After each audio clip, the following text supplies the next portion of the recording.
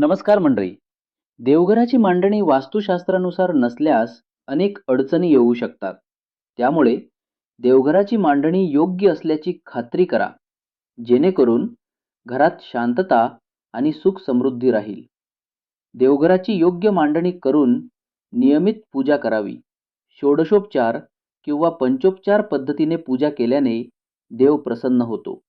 देवावर पूर्ण श्रद्धा असणे महत्त्वाचे आहे. श्रद्धा असेल तर देवदोष लागू होण्याची शक्यता कमी होते. देवदोष लागू नये म्हणून देवघरात कोणत्या वस्तू ठेवू नयेत. देवदोष लागू नये म्हणून हे नियम पाळले गेलेच पाहिजेत. तरच तुमची पूजा सुपूर्ण संपूर्ण होते असं मानलं जातं. आपण त्या नियमांबद्दल, त्या गोष्टींबद्दल आजच्या व्हिडिओमध्ये जाणून घेणार आहोत, ज्या पूजेमध्ये ठेवल्या नाही पाहिजेत. ज्या गोष्टी देवघरामध्ये ठेवल्या तर अशुभ मानलं जातं. प्रत्येकाच्या घरात देवघर असतेच. या देवघरात सर्व देवदेवतांचे फोटो असतात.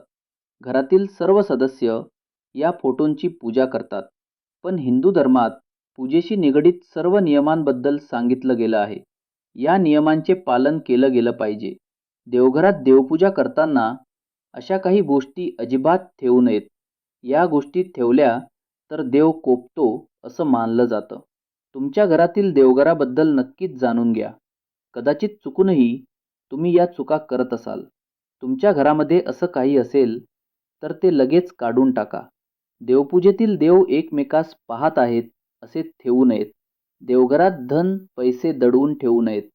देवघरात कमीत कमी देवमूर्ती अगर तस्विरी असाव्यात. एकाच देवाच्या दोन अगर जास्त मूर्ती असू नयेत. त्यामुळे त्यापैकी एकही कार्य करत नाही. त्याच देवतेची मूर्ती आणि फोटो चालेल. देवी वेगवेगळ्या दोन असल्या तरी चालतील. त्यापैकी जास्त नको. दत्तक गेलेल्या घराण्याचे अगर बुडीत घराण्याचे देव देवघरात पूजू नयेत. ते सर्वच विधिवत विसर्जन करून नवीन देव करावेत. सोन्याचे देव असले तरी ते मोडीत टाकून नवीन देव करावेत. नाहीतर पूजकाची ही वंशबुडी होईल. अनेक संकटांनी त्रास होईल. देवघरात भगवान शंकराची मूर्ती अगर फोटो पूजू नये. घराचे वातावरण स्मशानावत होईल. कारण भगवान शंकराचे सगुण रूप स्मशानात व तांडव नृत्य स्वरूपात मानले जाते. संसारी माणसाने मारुतीची देवघरात पूजा करू नये. कुटुंबाचा वंश खंडित होण्याची शक्यता असते. घरामध्ये 6 फुटाच्या वर दक्षिणाभिमुख मारुतीचा फोटो लावता येईल. देवघरात शनीची पूजा करू नये. सर्व जीवन संकटमय व अति उदास होऊन राहते. देवघरात मध्ये मुंजा पूजू नये. बाकीचे देव काम करत नाहीत. शिवाय त्या मुंजास सद्गतीपासून बंधनात अडकवल्यामुळे पूजा करूनही त्याचे फक्त शापच मिळतात. देवघरामध्ये गायत्री मातेची पूजा करू नये. कारण गायत्री मातेचे स्वरूप पराकोटीचे पवित्र आहे. शिवाशिव पाळणे अति कडक असते. विटाळ स्त्रीची छाया देखील त्यावर पडलेली चालत नाही. देवघरात काळ भैरवाची पूजा देखील निषिद्ध मानली आहे. तो यम असून अतिवृग्र व कडक स्वरूपाचा आहे. देवघरामध्ये मसोबा पूजू नये. त्यामुळे कुलदेवीची कृपा छत्र कुटुंबावर राहत नाही. कुटुंब नित्य अनेक संकटांनी पीडित राहते. तसेच देवघरामध्ये पिराजी अगर पिराच्या चिन्हांची पूजा करू नये. इतर हिंदू देवदेवतांची कृपा लाभत नाही. गुरु व शिष्य यांची एकाच वेळी पूजा करू नये. प्रथम गुरुची पूजा करावी, नंतर शिष्याची पूजा करावी. देवाच्या मूर्ती शोकेसमध्ये किंवा कपाटामध्ये ठेवू नयेत. ते देव त्या कुटुंबियांची शोभा करतात. देवघरातील पूजेच्या मूर्त्या 3 इंचापेक्षा कमी असाव्यात. जास्त उंचीच्या मूर्त्या विसर्जन कराव्यात. देवघरातील देवांना माशी लागलेली असू नये.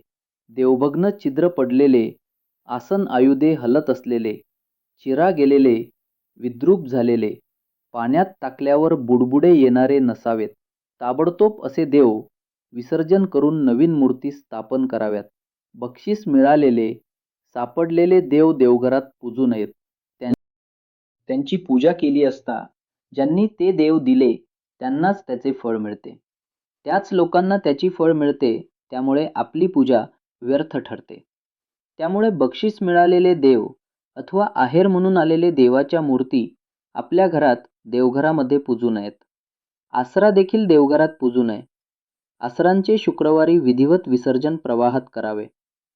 देवपूजा करताना पूजा करणाऱ्याचे तोंड पूर्वेला किंवा पश्चिमेला असावे किंवा देवांचे तोंड पूर्वेला किंवा पश्चिमेला असावे.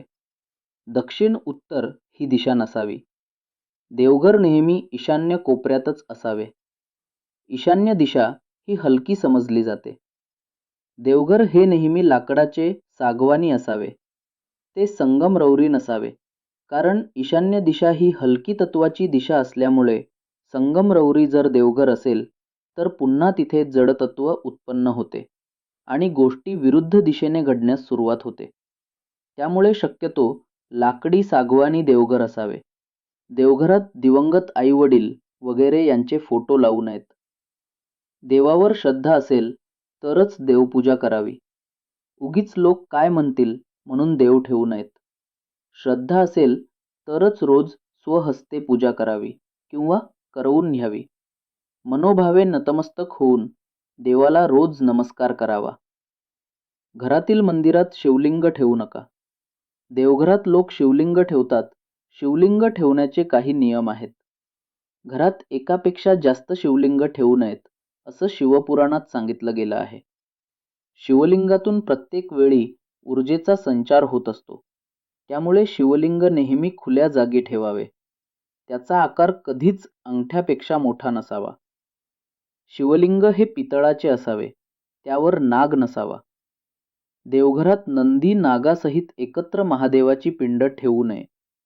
कारण आपण जेव्हा महादेवाच्या पिंडीवर अभिषेक घालतो तेव्हा त्या अभिषेकाचे पाणी नंदीवर पडते व नंदी हा महादेवाचा शिष्य आहे. ते पाणी नंदीवर पडल्यामुळे त्यांचा कोप होतो आणि त्यामुळे आपल्यावर संकटे उद्भवू शकतात. देवघरात कोणत्याच देवाचा रुद्र रूपातील फोटो ठेवू नका. नेहमी देवाचे हसणारे प्रसन्न चेहरे असणारे फोटो ठेवावेत.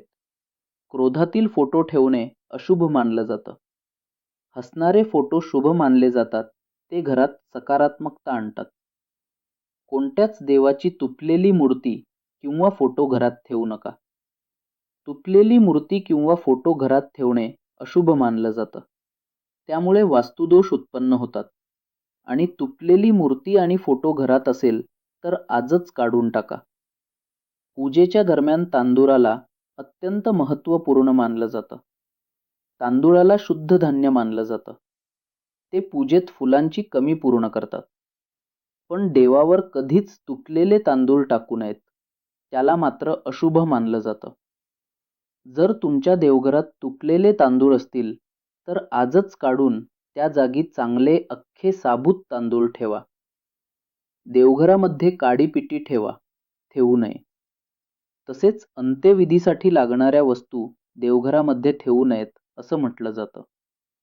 त्यामुळे तेल, काडीपिटी अशा वस्तू देवघरापासून थोड्या लांब ठेवाव्यात. आपल्याला आपली कुलदेवता आणि कुलदैवत माहीत असणे गरजेचे आहे. जर आपल्याला कुलदेवता आणि कुलदेवी माहीत नसतील तर आपल्याला विविध संकटांना तोंड द्यावे लागते. आपल्या देवघरात आपल्या कुलदेवतांचा एक तरी फोटो किंवा मूर्ती असणे आवश्यक आहे. आपण देवाला जी फुले वाहतो म्हणजेच जे निर्माल्य बनते ते पुन्हा वापरात आणायचे नसते. ते निर्माल्य वाहत्या पाण्यामध्ये म्हणजेच नदीच्या प्रवाहात विसर्जित करायचे असते. ते घरामध्ये साठवून ठेवायचे नसते. देवघरातील शालिग्रामावर कधीही अक्षता वाहायच्या नसतात.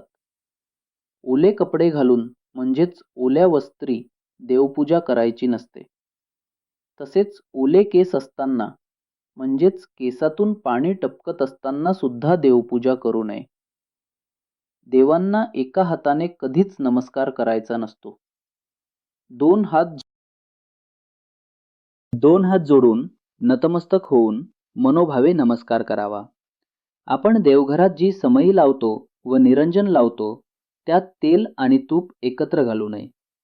तेलाचा दिवा वेगळा आणि तुपाचा दिवा वेगळा लावावा. देवाला लावलेल्या समईच्या ज्योतीवर निरंजन किंवा दुसरा कोणताही दिवा पेटवायचा नाही. समईमध्ये 3 वाती लावायच्या नसतात. 1 तर 2 वाती लावायच्या किंवा मग एकच वात लावली तरी देखील चालते. देवांना नमस्कार करताना आपल्या डोक्यावरील टोपी काढून नमस्कार करावा. देवापुढे नतमस्तक व्हायचे असते म्हणून त्यांना शरण गेलेले असतो. आपण आपण देवघरात किंवा मंदिरात जी स्तोत्रे किंवा मंत्रे म्हणत असतो मोठ्या आवाजात म्हणायची. परंतु जप करताना देवाचे नामस्मरण करत असतो म्हणून त्यावेळी ते मात्र शांततेत म्हटलेलं कधीही चांगलेच असते. देवांना आपण जेव्हा गंध लावतो तेव्हा ते गंध करंगळी शेजारील बोटाने लावायचे. देवांना आपण जेव्हा गंध लावतो तेव्हा ते गंध करंगळी शेजारील बोटाने लावायचे आणि आपण जेव्हा पितरांना म्हणजे पूर्वजांना गंध लावतो तेव्हा अंगठ्या शेजारील म्हणजे तर्जनी या बोटाने लावायचे असतात. स्वतःला गंध लावताना मधल्या बोटाने लावावा आणि इतरांना गंध लावताना अंगठ्याने लावावा. मारुती हा ब्रह्मचारी आहे, त्यामुळे त्यांची मूर्ती देवघरात ठेवायची नसते. त्यांची मूर्ती जर देवघरात ठेवली असेल तर घरातील 3ऱ्या पिढीचा वंश खंडित होण्याची शक्यता असते. म्हणून मारुतीची मूर्ती देवघरात ठेवू नये. अशा प्रकारे देवघरात पाळायचे महत्त्वाचे नियम. आपल्या देवघराच्या बाबतीत पाळायचे आहेत असे नियम पाळल्याने आपल्या देवघरात प्रसन्न वाटते आणि आपल्या घरात देखील शांतता राहते. आपल्या घरातील लोक नेहमी आनंदी राहतात. घरात नेहमी देवांचा आशीर्वाद असतो. आपल्या घरामध्ये देवांचा वास असतो. देव आपल्या घरात वावरत असतात. हा महत्त्वपूर्ण व्हिडिओ तुम्हाला कसा वाटला? व्हिडिओची माहिती उपयुक्त वाटली असेल तर व्हिडिओला एक लाईक नक्की करा आणि चॅनलला सबस्क्राईब करून आम्हाला प्रोत्साहित करा. तसेच आपण सर्वांनी हा व्हिडिओ संपूर्ण पाहिल्याबद्दल आपणा सर्वांचे मनःपूर्वक आभार.